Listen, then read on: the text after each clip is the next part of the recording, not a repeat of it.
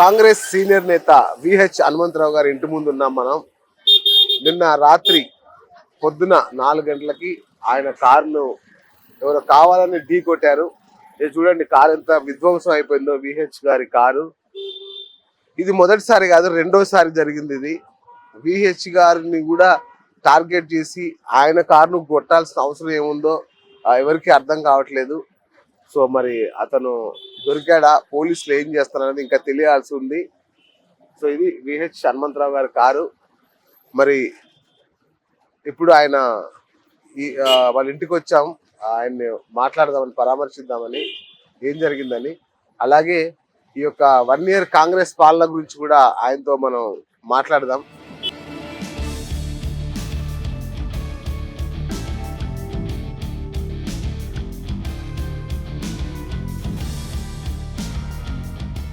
మరి ఆయనకి ఎవరి శత్రువులు? అజాత శత్రువు ఆయన కారును కూడా గుర్తున్నారు. ఏమైంది హనుమంతన్న పైకి పోయాక అడుగుదాము. మరి ఆయనకి ఎవరి శత్రువులు ఉన్నారు?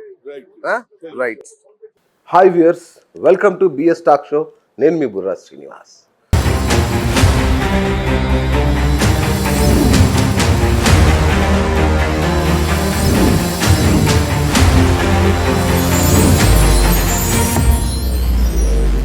రాజకీయ దురంధరుడు, 55 ఏళ్ల మత్సలేని స్వచ్ఛమైన అచ్చమైన రాజకీయ నాయకుడు. తప్పుంటే తనవాడైనా పరాయివాడైనా ఆయనకు ఒక్కటే. అంత మంచి మనిషి. మరి సుదీర్ఘ రాజకీయ జీవితం కలిగిన, అంటే మనం చూస్తున్న గొప్ప రాజనీతిజ్ఞుల్లో ఒకరు, మాజీ మంత్రి, అట్లాగే యువజన నాయకుడి నుంచి ఈ రోజుకి కాంగ్రెస్లో అత్యద్భుతమైన రాజకీయ జీవితం గడుపుతున్న విహెచ్ గారి దగ్గర ఉన్నాం మనం. మరి కాంగ్రెస్ పాలన ఏడాది గడిచింది, ఏడాది సంబరాలు చేసుకుంటున్నారు. మరి ఈ సంబరాల వెనుక ఏముంది, ఏం నడుస్తుంది తెలుసుకునే ప్రయత్నం చేద్దాం. గురుగారు నమస్తే, ఎలా ఉన్నారు? ఏంటి మీ కారు గుద్దడం ఏంటి మళ్ళీ? చూడండి, గతంలో కూడా ఎవరో తాగి అద్దాలు కొట్టిండు. మొన్న రాత్రి తెల్లవారుజామున మరి తాగి ఉన్నాడా లేకుంటే ఎందుకు అయిందనేది తెలియదు. పక్కకు రోడ్డు పక్కకు నా ఇంటి ముందు పెట్టుకున్న కారును ఏమో స్పీడ్లో వచ్చి గుద్దేసి వెళ్ళిపోయారు. నేను అనుకుంటా పోలీసు వాళ్ళు దాన్ని ఎంక్వైరీ చేస్తున్నారు. కావాలని చేసిండ్రా లేకుంటే నిద్రమబ్బులైందా లేకుంటే తాగి చేసిండ్రా అనేది వాళ్ళు. అటు పోయేటోడు పోయి వెనక్కొచ్చి మరీ గుద్దిండంట. కారు యాక్సిడెంట్ అయిన తర్వాత వాళ్ళ భయం అనుకుంటారు కదా, అట్లా పారిపోయింది. అది ఏదైనా పోలీసు వాళ్ళు ఇన్వెస్ట్, ఇది రెండో ఇన్సిడెంట్ అనేది నా ఉద్దేశం. ఏదైనా పోలీసు వారు తప్పనిసరిగా కల్పిట్స్ పడతారు, ఎందుకంటే సీసీ కెమెరాలు ఉన్నాయి, దాని ద్వారా తెలుస్తుంది అనేది నా ఉద్దేశం. ఓకే, అంటే మీ శత్రువులు ఎవరు లేరు కదా? నాకు సెక్యూరిటీ లేదు, ఎందుకంటే సెక్యూరిటీ 8 years నుంచి వెన్ ఈ నా ధర్నాలు, గవర్నర్ ఇంటి ముందు పోవడం, ఎక్కడ అన్యాయం జరిగితే నేను అక్కడ పోతాను. ఆదిపూర్లో 3 అమ్మాయిలను రేప్ చేస్తే అక్కడికి పర్టికులర్గా ఎన్నిసార్లు పోయి ఏ విధంగా 3 అమ్మాయిలను బిలో 12 years పిల్లలను సైకిల్ మోటార్ మీద ఎక్కియడం, స్కూల్కు తీసుకుపోవడం, రేప్ చేయడం, మర్డర్ చేయడం అంటే అలవాటు అయిపోయింది. కానీ అది తెలిసిన తర్వాత మహేష్ భగత్ అని ఆయన కమిషనర్ ఉండే రాచకొండ, ఆయన ఎంబడి తలిగి ఆయన బాగా స్టడీ చేసి ఎవడు చూడలే. అవును, అమ్మాయిని ఎత్తుకపోయింది చూడలేదు, అమ్మాయిని కూర్చోబెట్టుకుని చూడలేదు, కానీ వాడే అన్ని రివీల్ చేశాడు. స్కూల్ బస్సులు లేవు అక్కడ హాజీపూర్లో, పొద్దున ఒకటి పోతుంది, సాయంత్రం అవుతుంది. పిల్లలు పోయేది ఎప్పుడు 8 o'clock ఇంటి నుంచి వెళ్తారు. అవును, స్కూల్కి పోయారు కల్లా 9:30 అంటే అక్కడికి వెళ్ళి 6 కిలోమీటర్లు 7 కిలోమీటర్లు స్కూల్ వాళ్ళు నడుచుకుంటూ పోతుంటే వీడు అడ్వాంటేజ్ తీసుకొని నేను స్కూల్ దగ్గర డ్రాప్ చేస్తాను ఈ విధంగా చేస్తే అతను కూడా ఛేదించుడు వాడే ఒప్పుకుంటే నల్గొండ కోర్టు 2 అమ్మాయిల కేసులేమో లైఫ్ ఇంప్రిజ్మెంట్ ఇచ్చిండ్రు, ఒక కేసులో ఉరి ఇచ్చిండ్రు. ఇప్పుడు 5 ఏళ్ళు అవుతుంది, ఆల్మోస్ట్ 4.5 years అవుతుంది. కానీ నల్గొండ కోర్టు ఇచ్చిన తీర్పుని ఇప్పటిదాకా ఇంప్లిమెంట్ అయితే లేదు. దీనికి నేను మన రమణ గారు చీఫ్ జస్టిస్కి రాసినా, ప్రభుత్వానికి రాసినా, కానీ ఎవరు పట్టించుకుంటలేరు. అంటే నేను అనేది ఏంటంటే, ఏదైనా శిక్ష పడ్డప్పుడు ఇలాంటి తప్పులు చేయొద్దు అనే ఆలోచన రావాలంటే అది 10 మంది ముందు శిక్ష ఇస్తే భయపడతారు అనేది నా ఉద్దేశం. ఇప్పటి వరకు కూడా వాడు అట్లనే ఉన్నాడు, జైల్లోనే ఉన్నాడు, కానీ శిక్ష అమలైతే లేదు. వాళ్ళే కాదు, ఇప్పుడు మన దళితుల భూమి ఆక్రమించుకున్నారని మీరు రేవంత్ రెడ్డి గారు కూడా చూడండి, అయిందా అది? ఈ ఇష్యూ నేను ఎందుకు చెప్తున్నా అంటే, ఆ, రాహుల్ గాంధీ అన్నాడు ఏది ఖమ్మంలో, इंदिरा गांधी दिए सो जमीन फिर सरमायदार ले रे పూంజీపతి లేరే సర్కార్ అన్నారు. ప్రభుత్వం కూడా అసైన్ భూములు తీసుకుంటుంది, అదేవిధంగా దున్నేవాడికి భూమి ఇచ్చింది కూడా ప్రభుత్వం, అసైన్ ల్యాండ్ ఇవన్నీ కూడా ప్రభుత్వం తీసుకుంటుందని రాహుల్ గాంధీ చెప్పాడు. మరి ఇప్పటి వరకు ఆడ ఏదైతే 1981లో ఇందిరాగాంధీ ఇచ్చింది ఏది దున్నేవాడికి, ఆనాడు రాగి కృష్ణారెడ్డి అనే అతనికి 500-600 ఎకరాలు ఉంటే 94 ఎకరాలు వీళ్ళకి ఇచ్చింది. మీరు పేదల మనిషి అంతే కదా, అందరి కోసం మీరు ఉన్నారు. మరి మొన్న ఈ హైడ్రా కానీ మూసి కానీ అంతా జరుగుతుంటే మీరు నోరెత్తలేదేంటే? నోరెత్తిగా కాదు, పాయింట్ ఏమన్నా నేనంటే, భూములు ఇల్లు కూలగొట్టేటప్పుడు వాళ్ళకి ఆల్టర్నేట్ చూయించి చెప్పమన్నా. ఆ తర్వాత శ్రీనివాసరెడ్డి అన్నాడు కదా, ప్రతి ఒక్కరు కూడా మేము ఇంట్లో స్థలాలు ఇస్తామంటున్నాం. ఎందుకంటే ఈ పని మేము మొదలు పెట్టలే, బిఆర్ఎస్ పీరియడ్లోనే మూసి ప్రక్షాళన అన్నారు. దానికి ఒక కార్పొరేషన్ చేసిండ్రు, సుధీర్ రెడ్డిని పెట్టిండ్రు.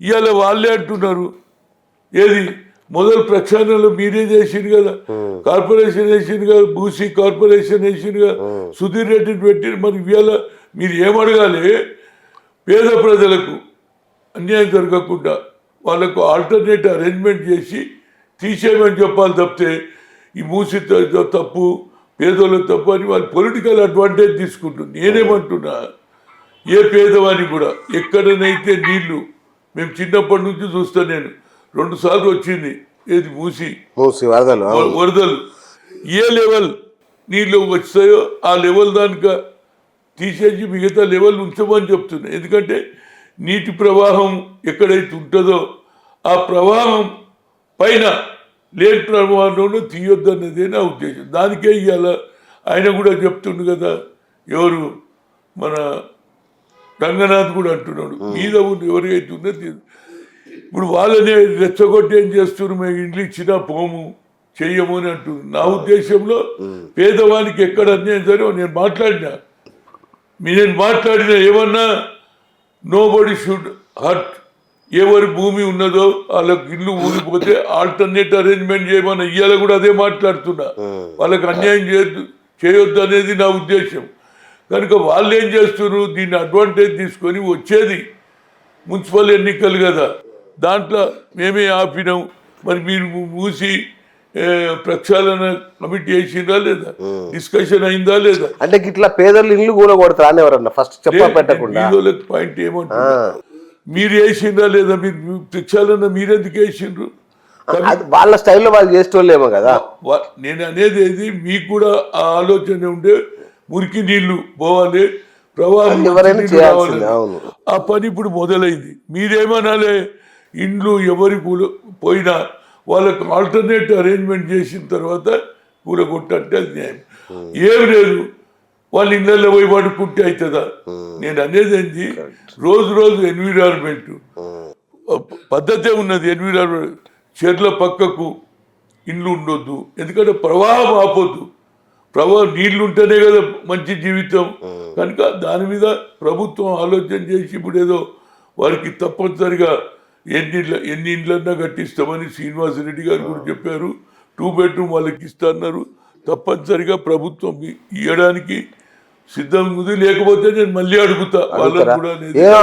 హనుమంత్ అన్న రాజ్యసభ కోసమే మాట్లాడతలేడు, అందుకే నోరు మూసుకొని కూర్చున్నాడు అంటున్నారు. నాకు రాజ్యసభ గురించి ఆలోచన చేస్తే ఆ రోజులలో నాకు కూడా ఆఫర్స్ వచ్చినాయి, కానీ నేను రాజ్యసభ గురించి ఎన్నడు అంతేందుకండి, ఎన్ జనార్దన్ రెడ్డి ముఖ్యమంత్రి, నేను పిసిసి ప్రెసిడెంట్, నన్ను తీసేసిండు. ఎందుకు? తిరుపతిలో ప్లీనరీ జరిగినప్పుడు నన్ను దెబ్బ కొట్టిండు. అప్పుడేమన్నారు, నువ్వు ఈయన క్యాబినెట్లో జాయిన్ కమ్మన్నారు. అంటే నేను ఉండన్నా, ఎందుకు చెప్పాలన్నా, ఆయన ఆలోచన వేరు, నా ఆలోచన వేరు. నన్ను ఏదన్నా మంత్రిలో ఏదన్నా పేపర్లో ఏదో ఇష్యూలో నన్ను ఇరికిస్తే నా జీవితం నేనుండా, నేను I don't want to join in cabinet అన్న. మళ్ళీ ఒకసారి అవకాశం వచ్చింది 2008లో ఢిల్లీలో పోయినప్పుడు. అప్పుడు రాజశేఖర్ రెడ్డి అడ్డం పడ్డాడు. అహ్మద్ పటేల్ పొద్దున పేరు నడుస్తుంది, జీ టీవీ, ఆజ్ తక్ అన్నిట్లా Hanumantha Rao is going to the cabinet. నాకు విలాసరావు దేశ్ముఖ్ ఫోన్ చేసిండు సెంట్రల్ క్యాబినెట్ సెంట్రల్లో, Hanumanth you first come to the Bombay, I will make good reception అని. దిగ్విజయ్ సింగ్ ఫోన్ చేసిండు, జనార్దన్ ద్వివేది చేసిండు. కానీ పొద్దున క్యాంప్ ఆఫీసు నుంచి వచ్చి సెక్రటరియట్లో ఆదివారం రోజు 11 గంటలకు Ahmed Patel, Ahmed bhai, you want to make another power centre, you do it, don't expect anything అంటే నా మంత్రి పోయింది. పేదవానికి న్యాయం చేయాలి, కరెక్టే, సంపాదించడానికి రాలేదనేదే నా ఉద్దేశం. మీరు సంపాదించుకోలేదు, మా అందరికీ తెలుసు, మీకేం లేదని. అయితే పవర్లోకి వచ్చి సంవత్సరం అవుతుంది, మీకంటే సీనియర్ ఎవడున్నాడు, మీకు ఏదో ఒక పదవి ఉండాలి కదా, ఎందుకు ఇవ్వలే ఇప్పటిదాకా? చూడండి, నేను మొన్న ఎక్స్పెక్ట్ ఏం చేసిన అంటే 2019లో నేను నిలబడతా అని పెట్టాను. రాజీవ్ గాంధీ స్టాచ్యూ కూడా నెలకొల్పా. అవును, లాస్ట్ మూమెంట్లో నాకు దెబ్బ పెట్టిండ్రు, ఇయ్యలేదు. మళ్ళీ ఆమెకి రేణుకా చౌదరికి ఇస్తే నా కల్చర్ చూడు, ఆమెకి ఇస్తే కూడా నేను నామినేషన్ పోయినా, నేను ఈనాడు ఇవాళ బీజేపీలో పోయిండు శశిధర్ రెడ్డి, ఇద్దరు పోయి నామినేషన్, అది నాకు కల్చర్. పోనీ ఇప్పుడే ఎక్స్పెక్ట్ ఆమె ఓడిపోయింది, అప్పటి నుంచి నేను తిరుగుతూనే ఉన్నా, నాకే ఇస్తా అన్నారు. ప్రతి మీటింగ్ నేను అన్నే పెట్టిన, ఏఐసిసి ప్రోగ్రామ్ ఏదైనా ఖమ్మంలోనే చేసిన. అదేవిధంగా పీపుల్ మార్చ్ బట్టి విక్రమార్క ఆయన దాంట్లో నేను ఎట్లా పార్టిసిపేట్ చేసినో గద్దర్ కూడా పార్టిసిపేట్ చేసిండు. అదేవిధంగా రేవంత్ రెడ్డి కూడా బస్ యాత్ర పెడితే ఆయన దాంట్లో కూడా ప్రతి దగ్గర ఈ 10 ఏళ్లలో సిరిసిల్లలో ఎస్సీలకు అట్రాసిటీతో ఆడిపోయినా, హాజీపూర్లో ముగ్గురు పిల్లలు చేస్తే ఆడిపోయినా. అదేవిధంగా ఎక్కడ అన్యాయం జరిగితే, ఏ పేదవానికి అన్యాయం జరిగితే నేను పోవడం నా అలవాటు. సికింద్రాబాద్ కూడా ఎక్స్పెక్ట్ చేసింది కదా, ఏమైంది? సికింద్రాబాద్ ఇస్తే నేను గెలుస్తూ ఇయ్యలేము. నేనెందుకు అడగలేదంటే, మేడంకు నేను లెటర్ రాసిన, madam last time injustice has gone to me because Rajiv Gandhi was as a prime minister, he went to twice to Khammam. One time is a flood affected area, one time he was gone to the tribal area because I want to contest from there. Ante I am rachindi, I have seen your letter, I will take Khammam, you are interested, I will look after your interest annadi. ఇక నేను over confidence ఉంటుంది, మా ఇందిరాగాంధీ సోనియా గాంధీ చెప్పినాక నాకు వస్తుంది అనుకున్నా. ఇయ్యలేనప్పుడు వాళ్ళు verify చేసేటప్పుడు సికింద్రాబాద్ నాకు ఇస్తే నేను గెలుస్తూ, ఎందుకంటే నా అంత పాపులర్ ఎవరు లేడు ఇవాళ కూడా. అంటే నేను గొప్ప చెప్పుకోను, ఏ పెళ్లిలో ఏ రోడ్డు మీద నిలబడు 10 మంది అది అనుమతున్నాడు పోయేటోడు అవుతాడు అన్న, రావే ఎందుకు నిలబడ్డాడు అంటే. ఇన్ని 55 ఏండ్ల జీవితంలో ఎన్నో అడుగుదడుగు చూసినా, ఏదైనా ప్రజలకు అన్యాయం జరిగితే పోతామనేదే నాకు కల్చర్. తెలుసు నువ్వు ఎక్కడ ఉన్నా మీరు వెళ్ళిపోతారు. కాదు, ఇప్పుడు మీకు 80 ఉంటుందా? లేదు, అది 75 క్రాస్ అయినా. 1948 పోయింది, 75 క్రాస్ అయినా 76 నడుస్తుంది. నాకు ఈ సీక్రెట్ చెప్పండి, మీ మెట్లు నేనే ఎక్కలేకపోయినా మీరు చక్క ఎక్కి, మీ రహస్యం ఏంటి? చూడండి, అందరూ ఏది 2 ఏళ్ల తర్వాత ఏది ఆవు పాలు బర్రె పాలు తాగుతుంది. నేను ఆఖరిలో నేను ఇంట్లో చిన్నోని, మా అమ్మ పాలు 4 ఏళ్ళు తాగిన, 2 ఏళ్ళు ఎక్కువ తాగిన కాబట్టి అదే ఫిట్ ఉన్నది. ఏం తింటారు చెప్పండి, మీరు రోజు ఏం తింటారు? మామూలే, నేను పెద్ద తిండి షోక్ లేదు, ఏది ఉన్నా తినేస్తా. నాకు పెద్ద మటన్ తినాలి, చికెన్ తినాలి, ఏది ఉన్నా ఏ పేద, ఎందుకంటే నేను అలవాటు చేసుకున్నా. ఇందిరా విజయరత్నం 1987 to 89 తిరిగిన, శ్రీకాకుళం టు చిత్తూరు నుంచి ఆదిలాబాదు. కానీ అలవాటు అయ్యేటప్పుడే ఎవడేది పెడితే తినాలి. అడిపోయి నేను బిర్యానీ లేదు నాకు ఏది చికెన్ కావాలి, లేదు ఊరికి కోడి కానీ అడగా, ఏది ఉంటుంది పెట్టే తింటా. ఆకలితో ఉన్నోడు ఏ ఇల్లు పోతే అన్నం పెట్టిందో ఆ ఇల్లును మరవా. ఈనాడు కూడా ఇందిరా విజయరత్నం మీద తిరిగేటప్పుడు నా దగ్గర పైసలు లేవు. ఎన్టీ రామారావు పాపులర్, కానీ ప్రతి ఊర్లో ప్రతి రోడ్డు మీద నా బండి చూడంగా నాగేది. ఒక్కొక్కప్పుడు పైసలు ఉండకపోయేది. నా ఎంబడి 12 మంది పాటలు పాడేటోళ్ళు, ఏది మైక్ పెట్టేటోళ్ళు, ఇవన్నీ ఉంటుంది. కానీ ఎక్కడ పోయినా నా బండి చూడంగా నాగేది. వాళ్ళే పెట్రోల్ పోయించేది, వాళ్ళే తిని పెట్టేది. కనుక నేను అట్లా తిరిగిన 87 అట్లా తెచ్చిన అదేవిధంగా. కానీ ఎవరు చెప్పరు వరంగల్లో బహిరంగ సభ తర్వాతనే మార్పు వచ్చింది అది చెప్పరు. ఎంతసేపటికి రాజశేఖర్ తిరిగిడు కాబట్టే వచ్చింది అంటారు. నేను అనేది ఏంటంటే కొత్త పద్ధతిలో. అదేవిధంగా ఐఐటి ఐఐఎంలో all India institute of medical సైన్సెస్లో సుప్రీంకోర్టు కొట్టేసి నో రిజర్వేషన్ ఫర్ బీసీ అన్నారు. అప్పుడు నాకు ఆల్టర్నేట్ లేదు. సోనియా గాంధీ దగ్గర పోయినా, madam talent is not anybody's property, God has given on. What you want ma'am, supreme court was deny in IIT, All India Institute of Medicine, no reservation. But we got talent, we come to the local language, Telugu, Malayalam, Orissa, but you give an opportunity. ఏం చేయాలన్న నేను చెప్పిన, madam పార్లమెంట్లో bill పెట్టు, that is the highest authority. After supreme court తర్వాత పార్లమెంటే తీసుకునే నిర్ణయం జరుగుతుంది.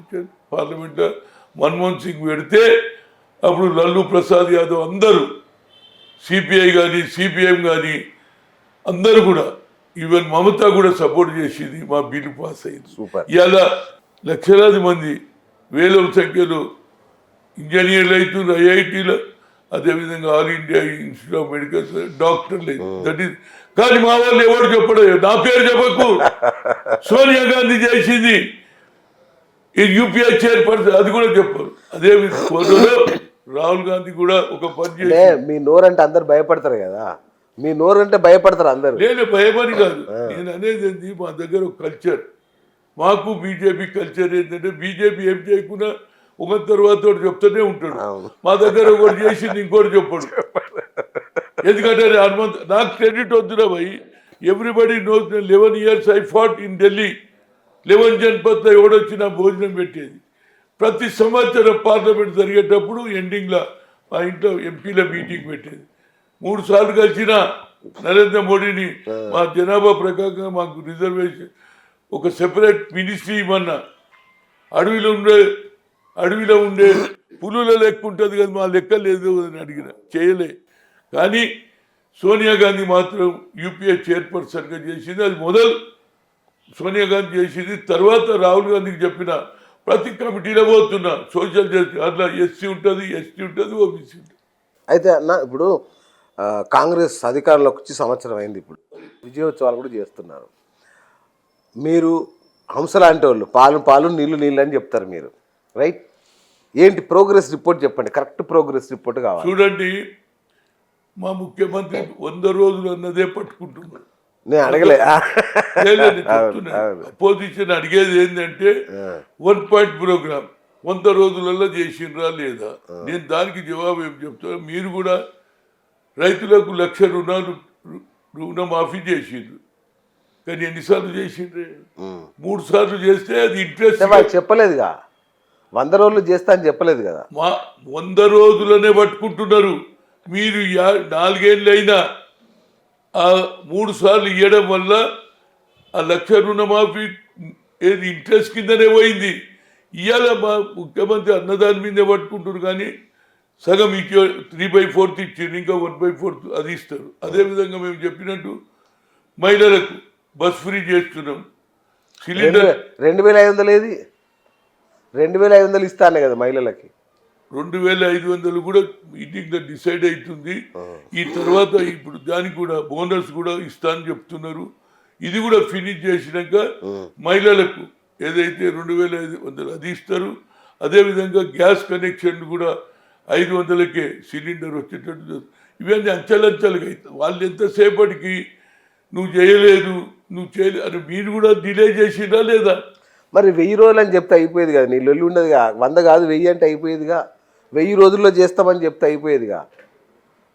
1000 తర్వాత చెప్పిండు కదా ముఖ్యమంత్రి ఏమన్నాడు, తప్పనిసరిగా అన్ని చేస్తా అంటున్నాడు. అదే మాట శ్రీనివాస్ రెడ్డి ఆల్మోస్ట్ 8 లక్షల 10 లక్షల ఇండ్లు కట్టిస్తా అంటున్నాడు. కొద్దిగా ఆగుండ్రా బాబు, 5 ఏళ్ళు ప్రజలు మాకు తీర్పు ఎన్ని ఎప్పుడు ఇచ్చి. సరే నేను ప్రతిపక్షాల మాట వదిలేయండి, ప్రతిపక్షాలు ఏమన్నా నేను పట్టించుకోను, మీరేమంటారు చెప్పండి, ఎట్లుంది గవర్నమెంట్ తప్పనిసరిగా అంచెలంచెలుగా ఇవాళ కులగన మీరు నువ్వు చేసిన సకలకు జనుల సర్వే చేసినావు. ఆ కాగితం ఏడుంది? ఇవాళ మా కవిత గారు అడుగుతున్నారు ఏది సిద్ధరామయ్య గురించి, కర్ణాటక గురించి. మరి మీ నాయన కూడా చేసిండు కదమ్మా, ఆ కాగితమే దొరుకుతుంది. నేను అడిగిన Revanth Reddy, where is that paper? Government మింగేసిందా? కాగితం తీసుకుపోయిండ్రా? ఆ కాగితాలే లేవు. అవి ఉంటే మాకు లాభం అవుతుండే కదా. ఎక్కడుంది ఏం కదా, కొంత ఖర్చు కూడా తక్కువ అవుతుండే. అది ఇయ్యరు. ఎంతసేపటికి ప్రభుత్వాన్ని తిట్టడమే మొదలుపెట్టి. నేనేమంటున్నా, 5 years people have given a verdict for 5 years. Only Revanth Reddy 100 రోజులు అన్నదే పట్టుకోకుండా మిగతాయి మాకు టైం ఇవ్వండి. మినిమం ఒక 2 years 1 by 1 అన్ని పూర్తి చేస్తాను. అడగకుంటే నేను బయట మాట్లాడా, ఏది మీటింగ్లో తప్పనిసరిగా అడుగుతా, ఏమైనా రేవంత్ రెడ్డి ఏమైందను. నేను ఇవాళ అడిగిన బతుకమ్మకుంటుంది, ఇవాళ బతుకమ్మకుంట బాగు చేస్తున్నాడా? ఇల్లీగల్గా ల్యాండ్ కబర్స్ కబ్జా చేస్తుంటే అది మొదలైంది. ఇవాళ ఎక్కడెక్కడ అన్యాయం జరిగినా, రైతుల మీద జరిగినా ఇవాళ మేము అది కూడా అడుగుతున్నాం. ఫీజు రియంబర్స్మెంట్ దాన్ని మొదలు చేయమని అడుగుతున్నాం. అది కూడా చేస్తున్నాం. ఇప్పుడు ఆర్ కృష్ణ మాట్లాడాడు, జాజుల శ్రీనివాస్ మాట్లాడాడు. అంచెలంచెలుగా నేను అనేది, మీరు ఇంత అప్పు చేస్తున్నారని మాకేడా తెలుసురా బాబు, నీకు దండం పెడతా. మీరు ఎంత అప్పు మేము ఏమనుకున్నాం అంటే, మేము చేయాలనుకున్నాం. కానీ వచ్చి చూసేవారు కదా ఇంత అప్పు. ఆ అప్పును ఇప్పుడు మీరు కూడా ఆల్మోస్ట్ 1,00,000 కోట్ల దగ్గరకు వచ్చింది. నేను అనేది సంవత్సరంలోనే మేము అన్న వాగ్దానాలకు కింద ఇంత అప్పు చేస్తారని ఆయన ఆల్మోస్ట్ 8 నుంచి 10 లక్షలు అప్పు చేసిపోయి 1,00,000 కోట్లు ఏడుకెళ్ళి తేవాలి. అసలు మీరు పెంచిండ్రు అనుకో, ఒక ధర వేస్తే ఎట్లా పెంచిండ్రు అంటారు. మేము కూడా అన్నదే, నువ్వు చెప్పించినా మేము బస్ ఫేర్ పెడితే లొలి పెట్టిన, బస్సు ఉద్యమంలో పాల్గొన్నా. కనుక నా ఉద్దేశంలో ఒక 2 years తర్వాత వాళ్ళు ఏదైనా మాట్లాడుతుంటే అప్పుడు న్యాయం. కానీ ఎంతసేపటికి 100 అనేది పెట్టుకో. నేనేమంటున్నా, బరాబరుగా ఇచ్చిన అందులో సోనియా గాంధీ డిక్లరేషన్ ఒప్పుకున్నది. అన్నిటికంటే ఇంపార్టెంట్ పాయింట్, మీరు చేయని పని మేము చేస్తున్నాం. ఇతనా ఇచ్చేదారి ఉత్తి భాగీదారి అన్నాడు. 50% సీలింగ్ ఎత్తేస్తా అన్నాడు రాహుల్ గాంధీ కన్యాకుమారి. కనుక ఆ కార్యక్రమం ఈడ మొదలైంది. ఇది దేశం మొత్తంలో చేయాలనేది రాహుల్ గాంధీ కల్ప. ఆయనను అడిగిండు అనురాగ్ సింగ్ ఏమన్నాడు, నీ కులమే తెలియదు అన్నాడు. నువ్వు కులగానే ఎట్లా చేస్తా అంటే దానికి ఒకటే నేను నీ మాటకు జవాబు, నేను కులగానే చేసి తిడతా అన్నట్టు చేస్తున్నాను. కనుక నా ఉద్దేశంలో కొంత తొందరగా ఏమున్నదిరా బాబు, మీరు 10 ఏళ్ళు మేము ఊకున్నామా లేదా? అరే రాగానే ఒక్కటే మీరు 100 రోజులు అయిపోయినాయి. కానీ కాదే, ముందర రేవంత్ రెడ్డిని తిట్టినోడు మీకు మస్తు ప్రేమ పెరిగింది. రేవంత్ రెడ్డి మీద మస్తు ప్రేమ వచ్చింది. ఫస్ట్ తిట్టినోడు కదా. నేను చాలా కరెక్ట్ మంది. నేను మొదలు వ్యతిరేకం చేసినా, కానీ సోనియా గాంధీ మా లీడర్ అపాయింట్మెంట్ చేసిన తర్వాత I want to support, because I can't go against my leader. That is my culture. Support చేస్తున్నా. ఏదన్నా నేను చెప్పిన ఏది మహాత్మా జ్యోతిరావు పూలే ఆడిటోరియం పేరు పెట్టిండా లేదా? ఇప్పుడు మేమేమంటున్నాం, మహాత్మా జ్యోతిరావు పూలే ఆలోచనను ఇక్కడ 6 నెంబర్ దగ్గర ఆడిటోరియం అన్నట్టు. అదేవిధంగా కులంగాన మొదలు పెట్టిండు. ఏ రాష్ట్రంలో కాలే, మొదలు మా దగ్గర అయింది. అరే బీసీ కులగాన్ని అడిగితే గీ కులగాన్ని ఎవడు అడిగిండే? బీసీ కులగాన్ని చేయొచ్చు కదా. బీసీలకు ఇప్పుడు అర్జెంట్ కదా బీసీ రిజర్వేషన్. అట్లా కాదండి, కులగన అనేది ఒక్క కులానికి కాదు, జనాభా ప్రాతిపదికగా అందరి కులాలు తెలవాలి కదనే. మళ్ళీ నువ్వు కింది వేసి చేస్తుంటే మా లెక్కనే చేయలేదు, మాది ఇంతుండే అని చెప్తే ఎట్లయితుంది? అందుగురించి బ్రాహ్మణులు జరగాలి, రాజులో జరగాలి, రెడ్లది కూడా జరగాలి, కమ్మలో జరిగితే వాళ్ళ జనాభా మా జనాభా జనానికి తెలిస్తే అప్పుడు న్యాయం. మాదే చేసుకుంటే మా చేయనే లేదు కదా. మా చేస్తే మీకంటే కూడా ఎక్కువండే అంటారు వాళ్ళది. ఇవాళ ఏమున్నది, ఎవరు కేసీఆర్ది 1.2 అన్నది, 1.2 1.5 తెలియాలి కదా. మన ఆయన రూల్ చేస్తుండు కదా, అది కూడా జనానికి తెలియాలి కదా. వాళ్ళ జనాభా ఎంత ఉంది, బీసీ జనాభా ఎంత ఉంది, ఎస్సీ జనాభా ఎంత ఉంది, ఎస్టీ జనాభా ఎంత ఉంది, మైనార్టీ జనాభా తెలిస్తే దాని ప్రకారంగా కోర్టు ఆర్డర్ ఇచ్చింది. రిజర్వేషన్ అట్లా కాదు, వాళ్ళ స్థితిగతుల ప్రకారంగా, వాళ్ళ జనాభా ప్రకారంగా ప్రభుత్వం కూడా ఏం చేయాలి, ఆ జనాభా లెక్క ప్రకారంగా వారికి సరి అయిన బడ్జెట్ ఇవ్వాలి, వాళ్ళకు వృత్తిలో అవకాశం ఇవ్వాలి, పెరుగుదలకు ఇవ్వాలి అనేదే కోర్టు ఇచ్చిన ఆర్డర్ను 56-46 పెట్టి అడుగుతున్నారు. దానికి according to the one community to the other community what are the background, ఏ కింది స్థాయిలో ఎవడున్నారో తెలుసుకోవడం జరిగింది. ఇది అయితే దేశంలో మార్పు వస్తుంది.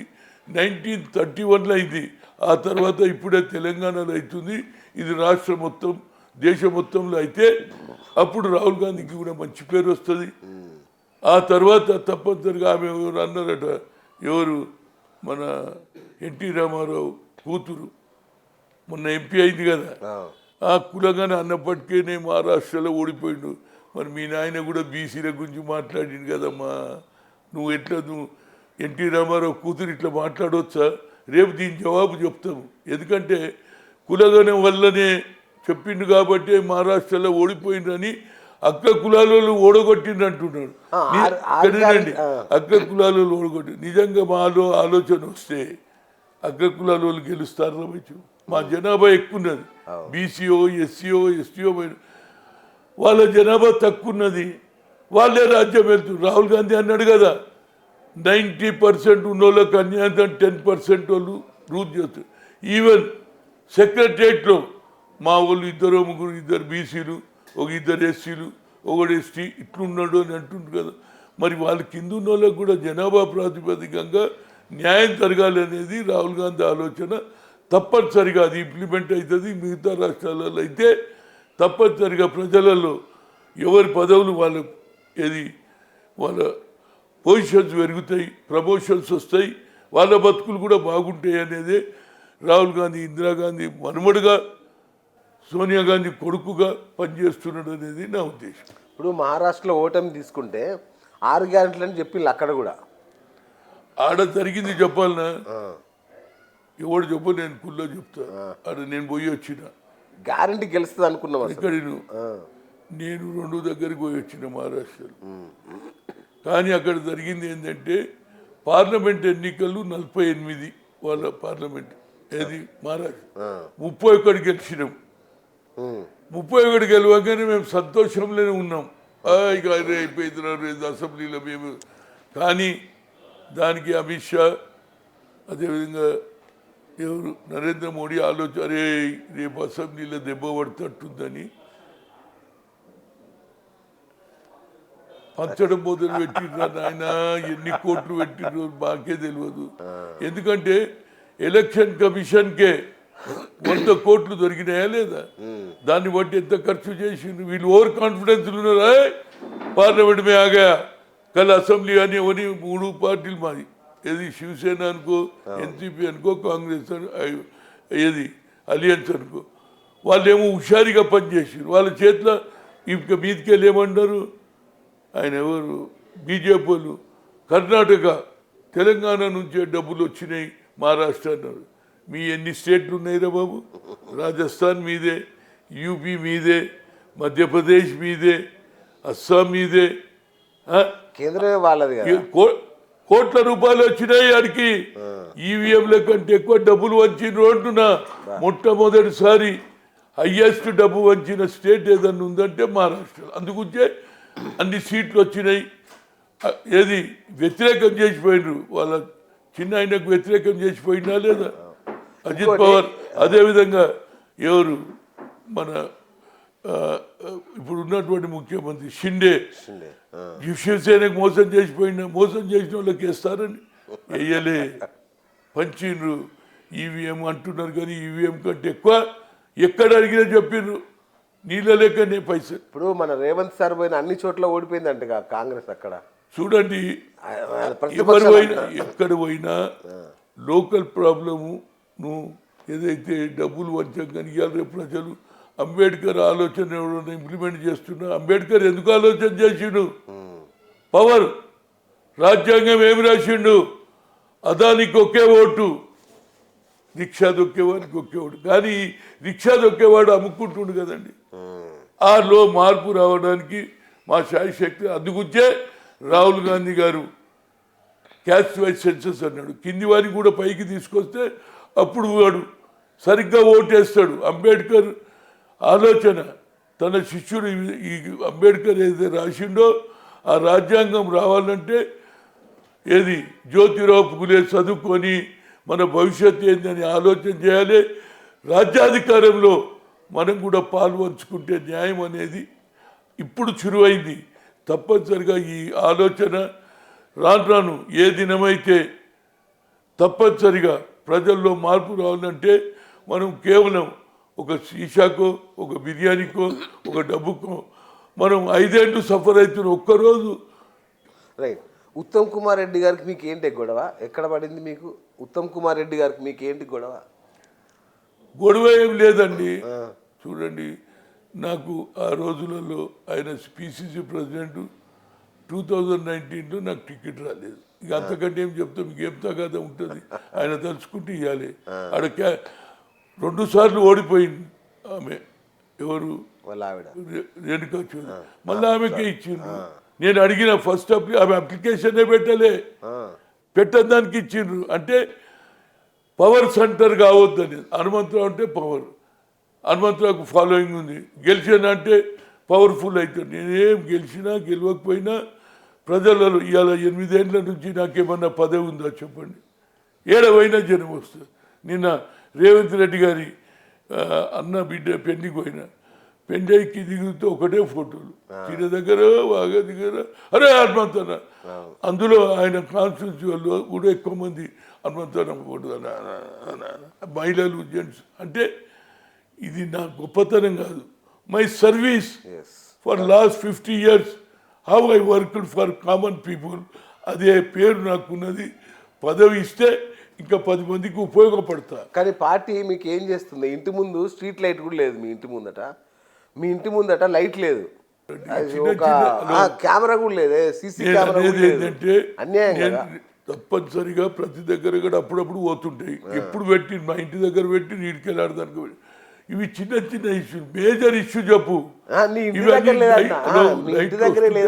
పోతుంటుంది. నా ఇంటి ముందే పెట్టుకుంటే ఇంకోటి అన్నంతరా చూసినా ఇంటి దగ్గర పెట్టుకున్నాడు, నాకు ఇంకా పెట్టినాను అంటారా లేదా? నా దగ్గర కూడా అప్పుడప్పుడు లైట్ పోతుంటే అరే ప్రజలు ఎట్ట బాధపడుతుందని తెలియాలన్న ఉద్దేశం నాది. Thank you. Right right, super. అయితే మరి కేసీఆర్ సార్ రంగంలోకి దిగుతుండంట, ఏంటి భయపడుతున్నారా మీరు? చూడండి, నేను వద్దన రాజకీయంగా ఓటమి గెలుపు ఉంటుంది. తిరుగుమాను మంచిదే కదా.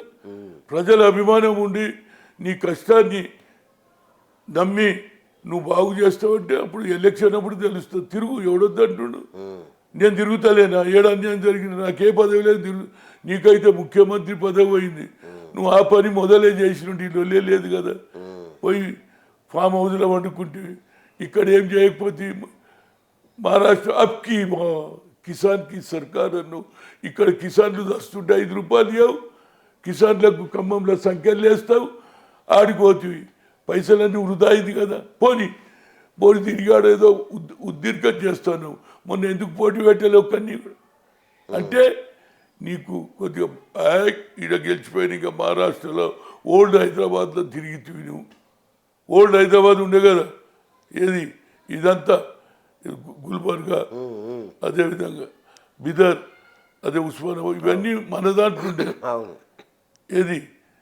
కనుక అక్కడ పోయిన రాజకీయం చేసి దెబ్బతిన్నాడు ఒకటి. రెండోది మరి ఆయన పేరు మార్చడం కూడా తప్పు చేసిందండి. టీఆర్ఎస్ తెలంగాణ రాష్ట్ర సమితి అంటే టీఆర్ఎస్ అంటే సెంటిమెంట్. ప్రజలు సెంటిమెంట్ తోటి ఓటేసారు. సోనియా గాంధీ తెలంగాణ ఇచ్చింది అన్నాక కూడా మాకేయకుండా నీకే, ఎందుకంటే నువ్వే 69 నుంచి నడిచింది ఒక్కడే కాదు. ఆ మూమెంట్ కంటిన్యూస్ ఉన్నది. అది చాలామంది నడిపించిండ్రు. కొద్దిగా నువ్వు ఒక అడుగు ముందుకు వేసినావు కాబట్టి నీకు నువ్వు కూడా ఏమన్నావు, జిస్ దిన్ తెలంగాణ దేంగే మేడం ఆప్కా పైర్ పడికే పూర్ సే పానీ సే దోతు అన్నావు. నీలో కూడా మార్పు వచ్చింది. ఇప్పుడు పోతే పోని అప్పటి సంగతి. నువ్వు ఇవాళ పేరెందుకు మార్చవలసి వచ్చింది అంటే నీకు ఏది నా బలం ఏందో నేషనల్ లెవెల్ అంటే కిందనే అయిపోయింది ఈ పని. టీఆర్ఎస్ తీసినప్పుడు బీఆర్ఎస్ పెట్టినప్పుడే సగం అయిపోయినావు. ఆ తర్వాత నువ్వు ఎవరిని కలవకపోతివి, ఏడ ఫామ్ హౌస్లో వండుకుంటువి, కొడుకు అల్లుడికి చెప్తివి. అప్పుడప్పుడు చెప్తారు భజన అని చెప్పిండొచ్చు, వాళ్ళు ఇంట్లో కూడా ఇండొచ్చు పంచాయతీ. తల్లి ఉంటుంది కదా, కేసీఆర్ భార్య, ఇంకెన్ని రోజులయ్యా పొరల కప్ప చెప్పండి, పొరల కప్ప చెప్పే, అల్లుడికి అక్కడ చెప్పే, కొడుకు గీన చెప్పి ఇక వాళ్ళు స్పీడ్లో పనిచేసి ఎవరికి కలవకపోతే అంతేందుకు 50,000 లక్షలు 2-3 లక్షల ఇల్లు కట్టిండ్రు. ఆ ఇల్లు కూడా ఇయ్యారు 60 మీరు పోయేటప్పుడు. మీరు అనుకున్నారే ప్రజలు నాకు ఇస్తారు, ఇప్పుడు ఆ ఇల్లు మేము కూడా ఇస్తున్నాం, ఇంకా మేము ఎక్కువ కట్టిస్తున్నాం. అంటే మనిషి విబి రాజు గారు చెప్పిండ్రు ఆ రోజులలో పాలిటిక్స్లో మర్డర్స్ ఉండవు, సూసైడ్ ఉంటుంది. అదే సూసైడ్ అయింది అనేదే నా ఉద్దేశం. సూసైడ్ అయింది, సూసైడ్ ఎవరు తప్పుతోటి వాళ్ళే మునిగిండ్రు అనేది నా ఉద్దేశం. మీ ఆత్మకథ అందరివాడు హనుమంతన్న ఏంటిది? రాజకీయ చరిత్ర ఉద్దేశం ఏంటంటే వచ్చే తరం వారికి తెలియాలి. ఆనాడు చాలా కష్టాలు ఉండే. 5 అంశాల కార్యక్రమం, చెట్లు నాటాలి, ఈచ్ వన్ టీచ్ వన్, చదువు చెప్పాలి, మురికి వాడల్ని నిర్మూలన చేయాలి, ఇవన్నీ ఉండే. మేము కష్టపడి పనిచేసినాం. ఆ రోజులలో చెట్టు పెట్టాలంటే నేనే గడ్డపార తవ్వేది, మట్టి తీసేది, పారతోటి మట్టి తీసేది, చెట్టు పెట్టేది, నీళ్లు పోసేది. మీరు మళ్ళా తీసినాక మళ్ళా ఫోటో పట్టుకొని ప్రెస్ల చుట్టూ తిరిగేది. ఇప్పుడు ఏం లేదు, నువ్వు గడ్డపార పట్టేది లేదు, నీళ్లు పోసేది లేదు, చెట్టు పక్కన నిలబడితే నీ ఫోటో వస్తుంది. అందుకని ఎలక్ట్రానిక్ మీడియా, టీవీలు వచ్చినాయి, అందరి చేతిలో సెల్ ఫోన్లు వచ్చినాయి. ఇవాళ రాజకీయం ఆనాడు రాజకీయం వేరురా బాబు. ఆనాడు ఈ ఫ్లెక్స్లు లేవు, ప్రింటింగ్ చేసేవాడు లేడు. ఆ రోజులలో అరక్ బట్ట పట్టుకొని ఆర్టిస్ట్ దగ్గర అరే బట్ట తీసుకుపోయి 20 గదాలు 30 గదాలు ఇంకొక నేమే 15 ఇది ఆడు కూడా 8 గంటలకు మొదలు పెడితే రాత్రి 2 గంటలకు 15, ఇంకో 5 అంటే 20 చేయి. ఆ 20 తీసుకొని హనుమంతరావు కంబ ఎక్కేది నేనే కట్టి. ఇప్పుడు కట్టేటోడు రెడీగా ఉన్నాడు, ప్రింట్ చేసేటోడు రెడీగా ఉన్నాడు. ఒక్క ఫోటో కాదు, మేము ఒక్క ఫోటో తీసేదానికే ఇప్పుడు మీద 2 ఫోటోలు మా వేస్తాడు, కింద 20 అన్ని ఫోటోలు. అప్పటి రాజకీయం ఇప్పటి రాజకీయం మార్పు వచ్చింది అనేది చెప్తా ఇది సమాజం. ఎందుకంటే పైవి నరసింహరావు లిబరలైజేషన్ అనుకో, రాజీవ్ గాంధీ దయ వల్ల సెల్ ఫోన్లు రావడం, ప్రతి ఒక్కరి చేతిలో సెల్ ఉండడం, అదేవిధంగా కంప్యూటర్ వచ్చింది, హార్డ్వేర్ వచ్చింది, ప్రతి ఒక్కరు కూడా ఇలా సంపాదిస్తున్నాడు. చెప్పకుండా నరేంద్ర మోడీ సంవత్సరానికి 2 కోట్లు అన్నాడు, కానీ మా రాజీవ్ గాంధీ చెప్పకుండానే కొద్ది కోట్ల మందికి ఇలా ఆస్ట్రేలియామో అమెరికామో లండన్లో మన పిల్లలు సంపాదించి తల్లికి పంపిస్తున్నారు. అమ్మా నువ్వు ఆరోగ్యం చూసుకో, నేను నెలకు 50,000 పంపిస్తున్నా. చంద్రబాబు వల్ల కదనే, చంద్రబాబు వల్ల కదా అది. చంద్రబాబు ఈడగా టెలికాం ఆయన సాఫ్ చేసిండా? టెలికాంని ఎవరు ఇంప్రూవ్ చేసిండు? రాజీవ్ గాంధీ శాంప్ పెట్రోల్ పెట్టి ఆయన దాన్ని ఆయన వాడుకున్నాడు. ఆయనదేలే అది ఈడబెట్టిండు ఆయన. ఏదైతే దేశం మొత్తంలో ఆ సాఫ్ట్వేర్ హార్డ్వేర్ దీన్ని ఇక్కడ ఇంట్రడ్యూస్ చేసి. మీరు సీఎం కాకుండా అడ్డుకున్నది ఎవరే? మీరు ముఖ్యమంత్రి కాకుండా అడ్డుకున్నది ఎవరు? నాకు 2 అడ్డుకుంటే ఆ రోజులలో డబ్బు లేదు, ఏజ్ ఉండే, నాకు తక్కువ ఏజ్లో దెబ్బతిన్నా. నా ఏజ్ వాజ్ ఓన్లీ 41. అప్పుడు సీనియర్స్ నో ఈజ్ 41, ఈ got lot of future, another 10 years తర్వాత కావచ్చు అని రాజీవ్ గాంధీకి చెప్పడం. కానీ రాజీవ్ గాంధీ కూడా దాన్ని పూర్తి చేయడానికి విశాఖపట్నంలో హనుమంత్ ఎక్కడైతే పెరబూరు పోతుండో తమిళనాడు పోయే ముందు పిలిచిండు, Hanumanth after parliament elections I will make you CM అన్నాడు. 6:30కు చెప్పిండు, 11 గంటలకు పోయిండు. 6 నుంచి ఇక తిరుగుతూనే ఉన్నాడు హనుమంతరావు. మీలాంటి వారు వచ్చినప్పుడు టీవీలలో చెప్పడం, సోషల్ మీడియాలో చెప్పడం నడుస్తుంది. ఏదైనా రాత దానికి ఆ రోజులలో కేంద్ర మంత్రి రావడానికి రాజశేఖర్ అడ్డుపడవడం ఇవన్నీ నాకు జరిగినాయి. మొన్న కూడా 2024లో నాకు పార్లమెంట్ ఖమ్మం ఇచ్చినా గెలుదు, సికింద్రాబాద్ ఇచ్చినా గెలుదు. కాదే రాజీవ్ గాంధీ నీళ్ళలో దూకమంటే నీళ్ళలో దూకేసినామంటే నిజమేనా? ఆయన నన్ను అడిగేది ఎప్పుడు, ఎందుకంటే ఆయన నాకు ఎందుకు పరిచయం ఆ, చాలా మందికి తెలియదు. సంజయ్ గాంధీ చనిపోయిన తర్వాత పుస్తకంలో రాసిన సంజయ్ గాంధీ చనిపోయిన తర్వాత who will be the leader అని అడిగినప్పుడు నేను ఎప్పుడైతే స్టూడెంట్ లీడర్ ఉన్నప్పుడు యూత్ కాంగ్రెస్ తాజ్ మహల్ నిలబడ్డంటే అడ్డలాగా అందరూ వచ్చి కలిసేది హనుమంతారు. అట్లా నేను ఢిల్లీలో కెనాట్ ప్లేస్లో కాఫీ హౌస్ ఉన్నది. ఆ కాఫీ హౌస్లో నేను డంపి అందరం అందరు కూర్చునేది. అంటే ఒక ప్రెస్ ఆయన అడిగిండు ఏమని, ఏ Hanumantha Rao ji whom you are making leader after Sanjay Gandhi? Only Rajiv Gandhi hope of the nation అన్న వెళ్ళిపోయినా. తెల్లారి సోనియా ఇందిరాగాంధీ దగ్గర పోయినా. ధర్మదర్శనం ఉండే కదా అప్పుడు. Ma'am I'm Hanumantha Rao, youth Congress president Andhra. Your Hanumantha Rao పోతేదారు ఇసుకు బాదుకోవడం. అరే అమ్మ అయిపోయింది నా పని అనుకున్నా. పోయింది రోజు పోయినా. కానీ పోతేదారు రూమ్లో టైమ్స్ ఆఫ్ ఇండియానో హిందూలోనో పేపర్ చూస్తే అట్లా ఫ్రంట్ పేజ్ నా పేరుంది, హనుమంతరావు సపోర్టింగ్ మహారాష్ట్ర మధ్యప్రదేశ్ అని. అప్పుడు నాకు జర ధైర్యం, అమ్మ దీనికి జీవించింది మా అమ్మ అనుకున్నా. అవంతా తిరిగి వచ్చింది. వైయోగ్యం అనే స్టేట్మెంట్ అబౌట్ రాజీవ్ గాంధీ. అరే మా తల్లి ఇట్లా అడుగుతుంది, వెనుకపోతే దెబ్బలు తింటా. ఆల్రెడీ పేపర్లో వచ్చింది. Yes, as long Sanjay Gandhi was there directly or indirectly helping you, so I thought is a brother, he will help for you, that's why I given an. You correct. Immediately ఏమన్నది, how long you are here అన్నది, where you are staying, ma'am I am staying in AP. how long? Another 2 days. రెండో దినం ఇవాళ మాట్లాడు, రెండో దినం సాయంత్రం phone వచ్చింది, your appointment is fix by 11 o'clock. ఇక నేను అనుకున్న అమ్మనే పిలిచిందిరా బాబు, ఇక గట్టిగా పోయినా. అప్పుడు ఇక రాజీవ్ గాంధీ గారు జిన్ పాయింట్ టీ షర్ట్. అప్పుడు రాహుల్ గాంధీ ఏం చేస్తుంటే తెలుసా, అప్పుడు 1980 years సైకిల్ తొక్కుతుంటే గార్డెన్లో. నాకేం తెలుసు ఆయన ఇంత పెద్దోడైతే. సరే పోయిన పాప ఉన్నాను, ఏమంటే ఆయన సైకిల్ తొక్కుతుంటే చూసుకుంటూ పోయినా.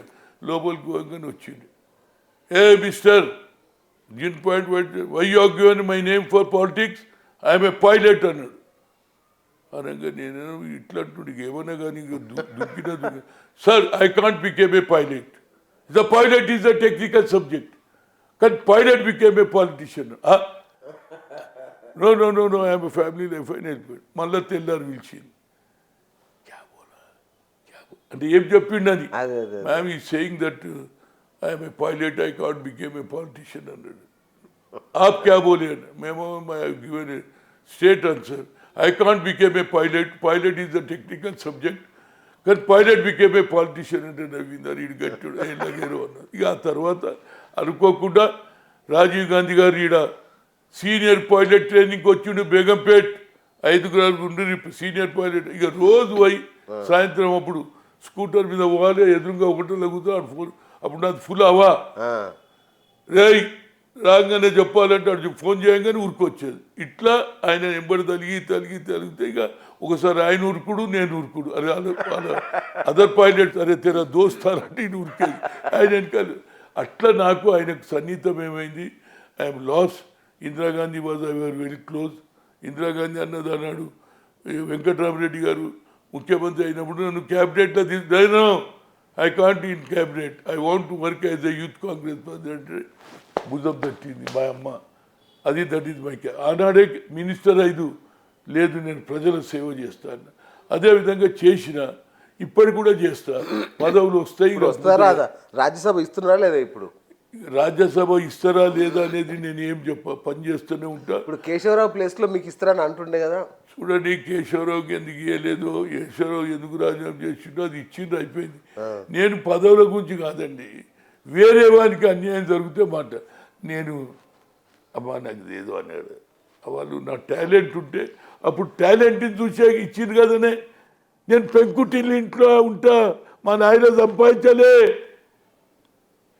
నా టాలెంట్ని గుర్తుపట్టిన సంజయ్ గాంధీ, నా టాలెంట్ గుర్తుపట్టిన ఇందిరాగాంధీ, నా టాలెంట్ గుర్తుపట్టిన రాజీవ్ గాంధీ. కాబట్టి నా టాలెంట్ ఉన్నంతసేపు నేను ఉంటా. నాకు ఏదైనా వస్తే నా టాలెంటు, నా నీతి నిజాయితీతోనే రావాలి. తప్పనిసరిగా ప్రజల సేవ చేసుకుంటూ పోతా, ఇంకేదైనా పదవి వస్తే 10 మందికి ఉపయోగపడతా అనేది నా ఉద్దేశం. Thank you so much. So ఇది విహెచ్ గారి అద్భుతమైన ఇంటర్వ్యూ. నేను మీ బిఎస్ సైనింగ్ ఆఫ్.